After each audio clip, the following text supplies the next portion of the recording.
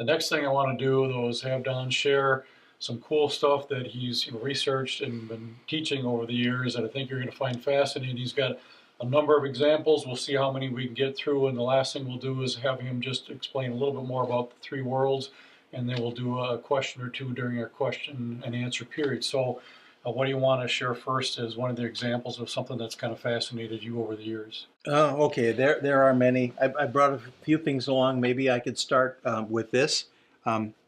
This is a bone. Obviously, this is a human bone. This is the largest bone in the human body. It's called the femur. It's your thigh bone, and it's rather complex. This would be the articulation for the knee, and this is the hip joint. So this ball goes into a socket in the pelvis and gives quite a bit of motion with the ability to move your leg in various directions. So I'll talk a little bit about this bone, which is kind of fascinating to just look at it and think about it. And I could mention that for several years I really was studying, concentrating on the femur. The proximal femur is the end that's up toward the pelvis. When I came to the medical college, I was hoping to study the human brain because that was something that fascinated me, and I was really interested in learning. But my advisor and then major professor, Dr. Charles Wilson, was his area of research was in bone mineral measurement, detecting osteoporosis, and looking for the dangers associated with osteoporosis and fractures. And hip fracture is a very serious health problem.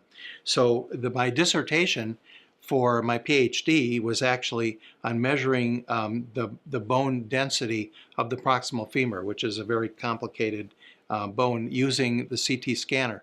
So it was kind of a natural, because just having come from GE, I was very familiar with the CT scanner and how it could be used as a tool to measure the bone density. So let me just talk to you a little bit about this bone. If I take this apart here so you can get a look inside, we'll start by looking at the shaft of the bone, the middle of the bone, and if you can look down that shaft, it's like a pipe, and it's very strong and very stiff. The muscles it contract. If the bone wasn't stiff, muscles wouldn't work, because they have to work against something that won't flex when the muscle contracts. So it's very strong, and it's like a pipe. It's called cortical bone, and it's thick and it's hard, and it's very strong in the middle of the bone. I should mention, however, though, it's not like a steel pipe. The bones are actually living tissue, and there are cells that break away old bone and build new bone all the time, and there's a certain amount of flexibility to the bone, so that it doesn't break as often as it would if it was totally rigid. But there's a lot of strength in the shaft of the bone. It's like a pipe. But when you come up to the proximal end of the bone, you notice that there's a great complexity here. There's the ball that goes into the socket, and there are multiple points here where the muscles attach, and the muscles that attach to the femur are actually the strongest muscles in the body. If you're not aware of it, I have to share with you that the largest and strongest muscles in the human body are what we're sitting on right now. The gluteus maximus are the very strong muscles, and if I happen to be walking up stairs, or even stepping like up onto a curb, when I have only one foot on the ground, the muscles that are keeping me upright are putting a force on the head and the neck of the femur that's about 10 times body weight. So in my case, that's well over a ton of force on the head and neck of the femur if I'm walking steps or stepping up. So there has to be a very strong structure up here in the proximal femur, but it's a very complicated shape. So it doesn't work to use cortical bone, thick cortical bone. So if we look inside and we look at the proximal end of the bone here, we see that there's another type of bone called trabecular bone, and it's like a scaffold. It's comprised of small bones that make a coordinated structure. And what I studied when I was doing my dissertation is the distribution of this bone and how the femur achieves the great strength that it does, that it can actually hold a ton of force and muscle attachment. So this was a fascinating study. To learn about the femur, the largest bone in the body. And while I have this bone in my hand, I'm talking about it, let me just mention something else in the joint. It's called a synovial joint, and there is a membrane on the smooth round head of the femur, and that same membrane is also present in the cup, the acetabulum, it's called, in the pelvis. And the friction, and then there's a fluid, a synovial fluid between those two membranes. And the friction of a bone in a synovial joint is about 1/10 of the friction of polished steel on top of polished steel with oil in between. It's extremely low friction. And if you ever have the opportunity next time, maybe if you have a ham at home, take the bone, if you have a bone in, just take the bone and move the joint a little bit, and it's just so beautifully smooth and low friction. This is just a marvelous design. The synovial membranes are like a sponge, and they hold a little bit of extra fluid, and if you're jumping or if you come down hard on the bone, on the joint, then it squeezes that fluid out of the membrane and gives additional cushioning and lubrication. So it's just really a beautiful design. We can see the work of a designer here. So this is the largest bone in the body.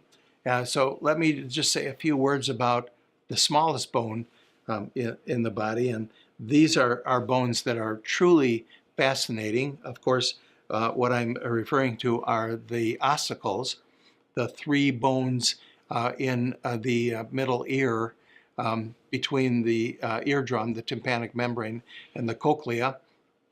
And these are the actual bones.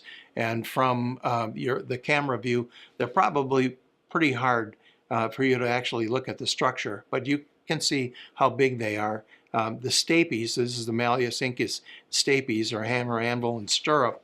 The stapes is the smallest bone in the human body, and by the way, attached to it is the smallest muscle in the human body, called stapedius. It's the size of a short little piece of thread, tiny little muscle, but it protects your ear. If the sound becomes too loud, that muscle contracts and it damps the sound. It's another beautiful design, but the way the complexity of these three bones and the way they articulate or fit together to make hearing work is truly astounding. The tympanic membrane or eardrum is about the size of the nail on your small finger, about a half an inch in diameter. And sound waves that impinge on that membrane cause it to move. Now, at the threshold of hearing, the motion of the tympanic membrane is 1 angstrom unit, or 10 to the minus 10 meters, a tenth of a nanometer. It's the size of an atom. That's the motion of the tympanic membrane. It's like think of a lake 5 miles in diameter, being the tympanic membrane, and its motion is about the thickness of a sheet of paper. That's what goes on inside your ear at the threshold of hearing. The range of energy that the ear responds to is incredible. It's a million times a million from the threshold of hearing up to what it would be like to be on the tarmac when a jet is about to take off. So a tremendous range of sensitivity. Same with the eye, by the way, about million times a million. The eye can probably detect one tiny photon of light, but then at noon on a bright sunny day, it's it's a million times greater. So we have just a tremendous sensitivity in our sight and hearing.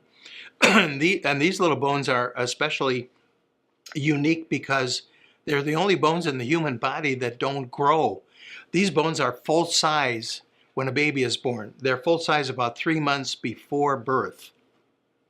The only bones that don't grow, and it's probably related to the fact they're so complex in their shape and the way they fit together, that they can't really grow. This has to come as a package that's already working. So I mentioned that these three bones carry the sound from the tympanic membrane to the window of the little organ that we call it the cochlea. It's in the shape of a snail, a little spiral. It's got a couple drops of fluid in it, and that's where the nerve cells are actually stimulated by the sound, and the sound then travels up to our brain, and we interpret what we're hearing. But these are really remarkable bones, and full size, same in a new baby and a 100-year-old person, same size. If you read any evolution textbook, they'll tell you that the ossicles evolved from bones that used to be in the jaw, that they changed their shape and their position and kind of migrated up into the middle ear. And when you see these, you look at these bones and you think about the fact that they don't grow. It's just foolish. It's just foolishness to believe that these were once jaw bones. But that's what you have to believe, I guess, if you want to be an evolutionist. So these are the largest and the smallest bones. The cochlea, the whole ear mechanism of the ear exists within this bone. It's called the temporal bone, and it would be this part of the skull. And you can see the external meatus, the opening into the ear where the sound comes in, and the ossicles and the cochlea, and it's all right in here, right inside this little bit of a bone, and the nerve comes out here, goes to the brain stem, and then up into the cortex. And that's what you're using right now if you're listening to what I'm saying. And it's really quite a remarkable bit of machinery in the ear. It's totally fascinating. So you could ask, where does the femur come from? How does the femur know how to grow the way it does, and to have this thick cortical bone in the shaft and the trabecular, very complex pattern of trabecular bone in the ends of the bone? And how does the body know how to build the hammer, anvil, and stirrup ossicles? By the way, I should have mentioned, I told you that the eardrum tympanic membrane moves the diameter of an atom at the threshold of hearing. The three bones multiply the force by a factor of 10 between the movement of the eardrum and the foot of the stapes that goes into that cochlea, the fluid. It's called impedance matching, if you know what that means. But if you don't, what it does is it multiplies the force by a factor of 10, and that means that the motion has to be 1/10. So the foot of the stapes is actually moving 1/10 of the diameter of an atom at the threshold of hearing, and causing the fluid to move, and that excites about 15,000 different neurons that are in the cochlea, and it sorts out the different frequencies and gives us the experience of sound. Also, one of the reasons it does that is it has to kind of crank up the volume, these bones, by a number of decibels, because once it gets into the cochlea and that fluid, it's going to be dampened. Sound traveling through fluids, the volume's going to drop way down, so it cranks it up in the middle ears before it goes into the inner ear, because it's going to go down again. So there's just so many intricacies going on here. And again, that just can't happen by accident over millions of years. It's had to be designed that way from the beginning. Yeah, there's a lot of design. I mean, a tremendous amount of design. When you look at the human body, we've just looked at the largest bone and the smallest bone. How does the body know how to build these, how to make them the right shape and the right size, and to fit together? Um, well, that is done through the information that is contained within the cells of uh, of your body, and that's DNA. Everybody's familiar with DNA these days. We're actually getting to the place where we're editing DNA, making changes. Some things that are a little troublesome are potentially happening now. But DNA is very much in the news, and DNA is the information that that builds the body and builds the bones, and makes everything fit together. And DNA, as Jay knows, because we've talked about this, is one of my favorite subjects. So let me just take a minute and just share a few things. DNA is a string of molecules. That there are four. They're called base pairs, nucleotides, and they're designated as A, D, C, G, and they just pair A to T and C to G, and they are like make a ladder with the different pairs of nucleotides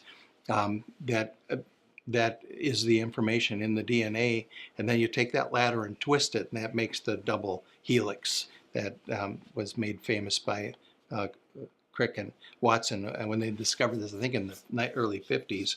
But DNA is really incredible in its ability to store information. So every cell in your body has one DNA molecule that's about a meter, about 3 feet long, and it's very nicely spooled up on little molecules called histones. Otherwise, there's no way that the cell could keep track. Actually, give you an idea of the scale of a DNA molecule. If you magnified the size of a cell 50,000 times, so that would be, think of a human being instead of 6 feet tall, 6 feet times 50,000. Make the human body that big. The DNA molecule would be the diameter of a thread and 30 miles long. So several years ago, I bought 30 miles of thread and had my family. Takes 10 hours just to pull it off of the spools, and I've got this mess of thread. That's what the DNA molecule would look like, magnified 50,000 times. So it's packed together so the cell can access what it needs to when it needs to access the information. But one of the most amazing things that I know is that the DNA in your body, if you took this one molecule out of every cell in your body, there's about 100 trillion, you could hold all of that DNA in the palm of your hand. It would look like when it's dried out, it would just look like a ball of cotton. You could hold that DNA in the palm of your hand, but if you stretched it end to end, it goes 80 billion miles to the sun and back 400 times. So that's a fact of science. A DNA molecule in every cell that encodes the information. And so some cells, there are about 250 different kinds of cells in the body. Some become skin cells, some become pancreas, lung, heart, brain. So we have different types of cells, and that cell differentiates to become a heart muscle or to become a stomach lining cell, and all the information is there in all the cells, but different cells decide what part of the information they're going to access to become the cell that they need to be. It's really quite fascinating. But every cell in your body has the equivalent of 3,000 books. So all the information in the DNA in the cells of your body I just made a quick estimate, it's about 1 million times greater than all the books in all the libraries of the world. There's the information in the DNA in your body. So that's pretty impressive. And as far as anybody into computer processing, your body makes millions of cells every second. Red blood cells, about 10 million a second, I think. The lining of your stomach and intestines is constantly being renewed, so your stomach doesn't digest itself. So new cells are being made all the time, and there's 2 gigabytes of information in every cell. So your body is processing, I take 2 gigabytes times 10 million times per second, and those are just the red blood cells. It's an incredible information storage and processing and application or making that information useful in the building and running of the body. So you can buy. This is some DNA that I have here. It's about a gram. So this is what it looks like. It dried out. It looks like cotton, but this contains the instructions to build a salmon. Many salmon. So these are available and are used for experimentation in DNA.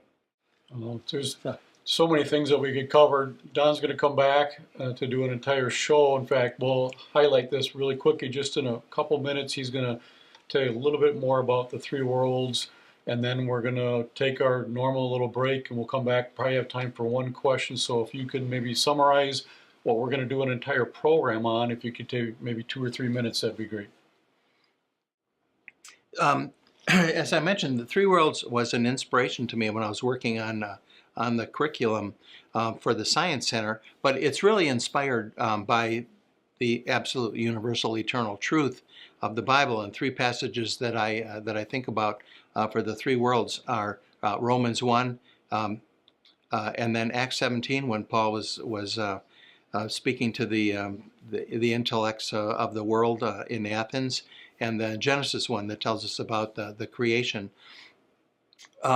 Romans 1 tells us that the wrath of God is revealed against all unrighteousness and the unrighteousness of men who hold the truth in unrighteousness, ungodliness, and unrighteousness, because that which may be known of God is manifest in them, because God showed it unto them. It's clearly seen in the things that are made, even his eternal power and Godhead. So the book of Romans, to me, says we can look in the universe, in the creation, and the things that have been made for 2 things: God's power, and we haven't talked about that, but the power in the universe is beyond imagination.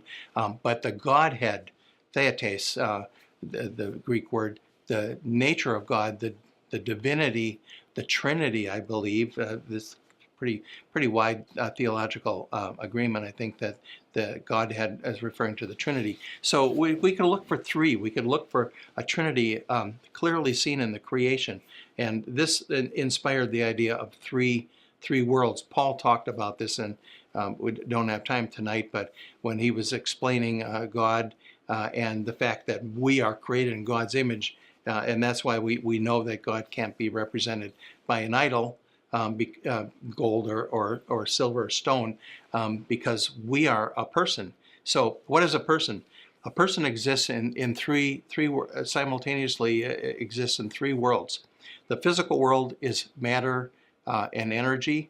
That's the materialistic viewpoint. That's what Dr. Dillinger told us about in thermodynamics. It's matter and energy and laws of interaction, and that's all there is. And that's world 1. So in world 1, you have a body with a brain, and your body and your brain are composed of carbon, oxygen, nitrogen, hydrogen, calcium, and a few other elements. But that's all it is. It's a machine. Now, to move into world 2, we add something new, something different, something that doesn't exist in world 1, and that's the soul. And the soul has a mind. So now decisions are made based on preference or need that can't be predicted or can't be explained in terms of physical laws. It's a matter of the will. Animals exist in world 2. Animals have a soul with a mind, and they make decisions. And then world 3, we have to add something new, something different, something that doesn't exist in world 1 or world 2, and that's the human spirit. And in the human, in world 3, you are a spirit, and you're endowed with a spiritual heart. And that's where life is lived.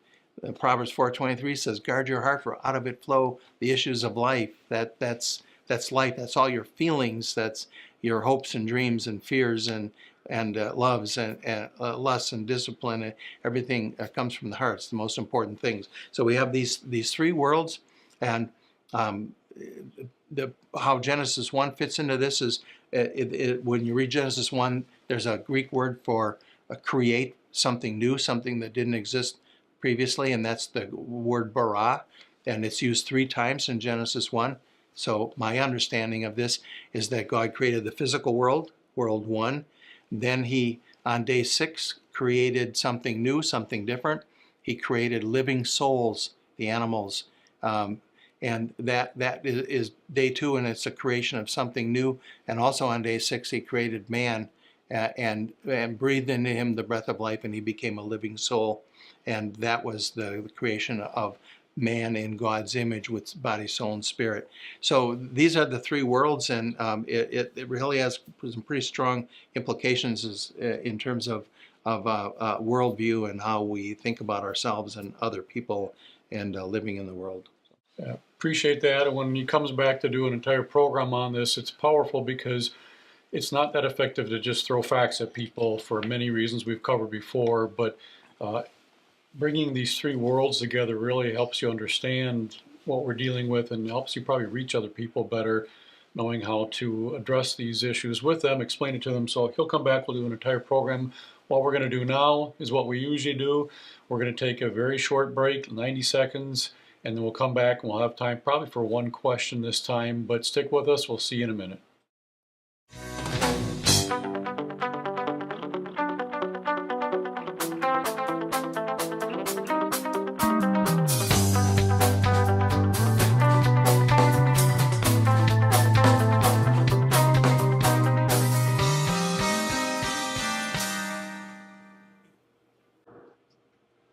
Welcome back. I trust you've had time to get some snacks. I'm Tori Siegert, Jay Siegert's daughter, and we have time for one question.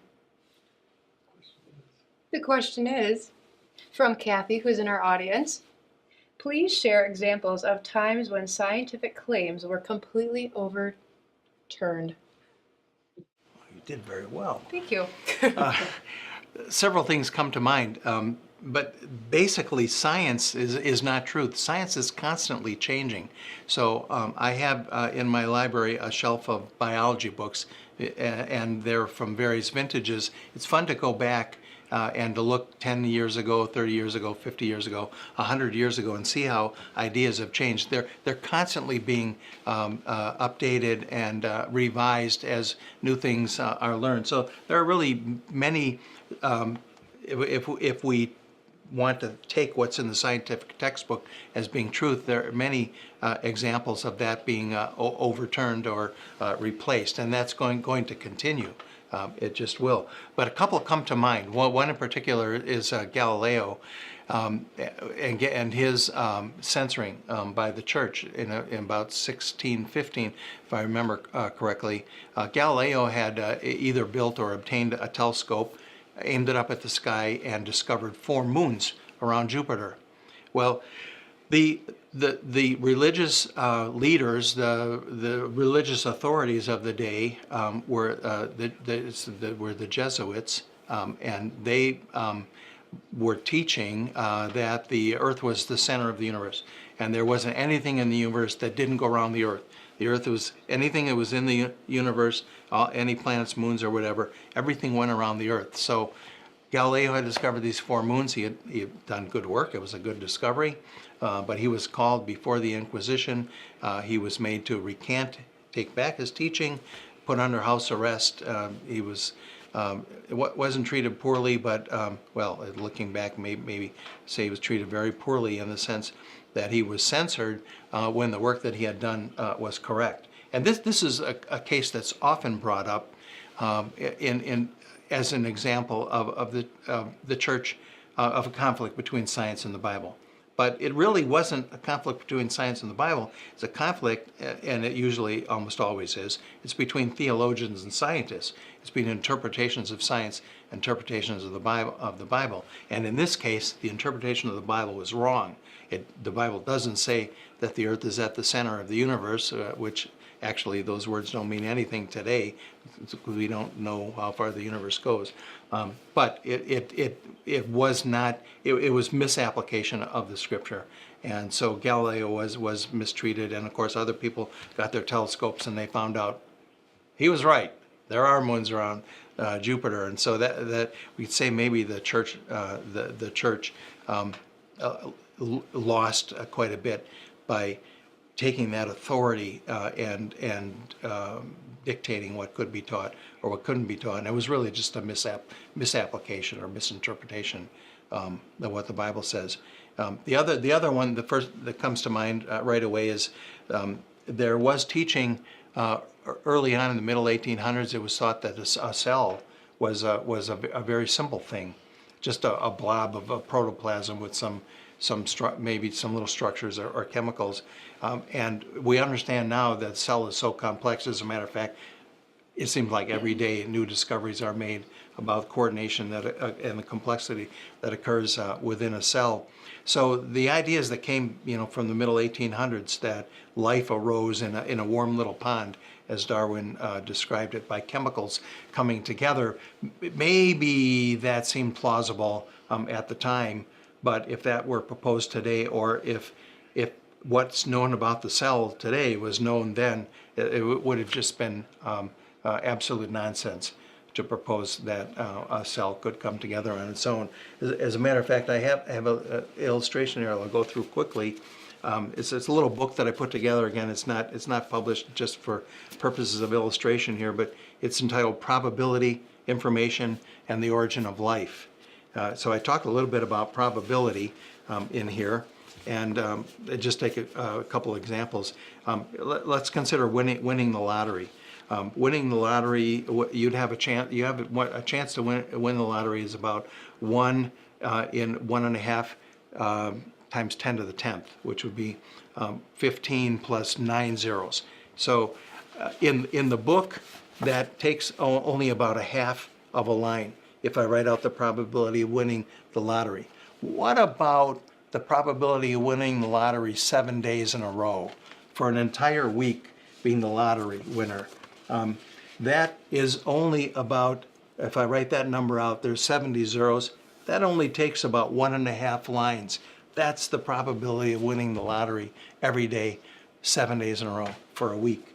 Now, what about the probability of a cell coming together on its own? And a bacteria is really the smallest, I won't say the simplest, but the smallest entity that could really live on its own. Take energy in, process that, divide, that actually would be considered living. So what's the probability that a bacteria, based on what we know about bacteria now, what's the probability that everything came together in one place to create this bacteria, which would have been the beginning of life? Well, that's the rest of the book. There are 250 pages of zeros, 10 font, it's small, but there are 250 pages here to write out the number to show the probability of all of those molecules coming together in one place at one time to make a living entity. So it requires a tremendous, well, I don't even know if I should call it faith, tremendous amount of faith to believe that life started on its own, but it doesn't fit with science at all. It truly is belief, it's faith. Well, thank you for sharing that. Glad to do it. And our next broadcast coming up will be February 12th. And Thank everyone for coming. thank you for being here.